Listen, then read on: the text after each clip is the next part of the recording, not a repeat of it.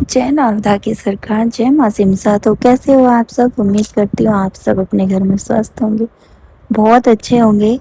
तो मेरे पास ना कमेंट आते हैं, बहुत सारे कमेंट आते हैं, दीदी आपने मतलब कि लाल धागे सरकार के बारे में बताओ, आप वहाँ गए थे क्या?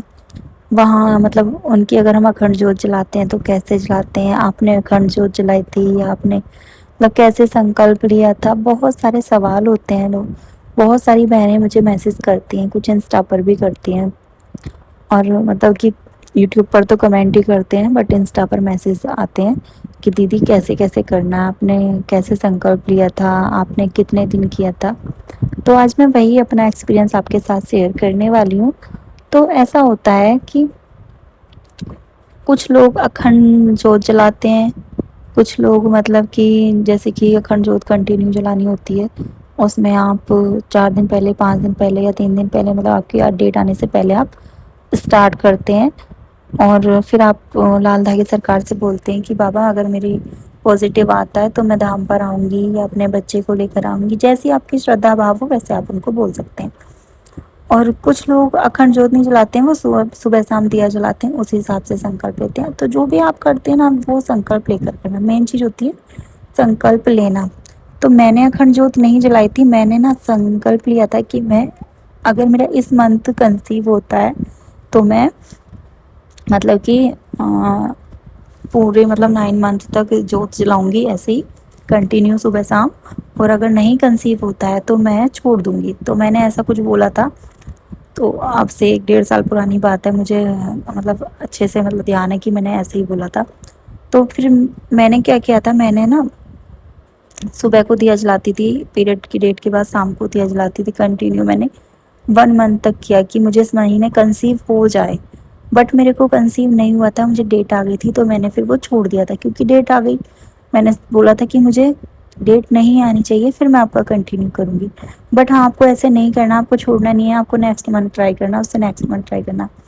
और बाबा ने मेरी ना, जिस मंथ मैंने छोड़ दिया था उस मंथ उन्होंने मुझे रिजल्ट दिया था। उस मंथ सोचो, मेरे 7 8 साल में मुझे कंसीव करवाया था, जबकि मैंने कभी 2 लाइन नहीं देखी थी, फिर मैंने 2 लाइन देखी। तो बाबा की कृपा है, वो जो मेरे ऊपर उनका आशीर्वाद हुआ है। तो आप भी छोड़ना नहीं है। मैंने छोड़ दी, मैंने गलती की थी ये, और मैं उस गलती का मतलब पछतावा है मुझे। मैं फिर से कंटिन्यू करूँगी एक बार और। तो आप भी मतलब जब भी आप करते हैं तो जब तक आपको कंसीव ना हो, जब तक आपके हाथ में बच्चा ना आ जाए, तब तक आपको उनकी शरण में रहना। आप चाहे सिमसा माँ की पूजा कर रहे हो, आप लाल धागे सरकार की कर रहे हो, या भोले बाबा किसी की भी कर रहे हो, आपको कंटिन्यू करनी है।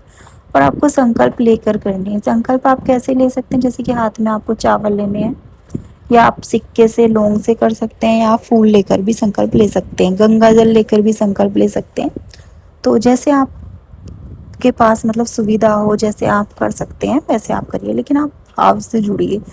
आप 10 15 मिनट उनके सामने बैठिए, उनकी आरती सुनिए। जब आप उनकी आरती सुनते हैं ना, सच में ऐसा मन करता है कि हमारे दिल की फीलिंग उस आरती में एक एक शब्द ऐसा है कि सुनकर रोना आता है। यार मेरे को रोना आता था सुन के।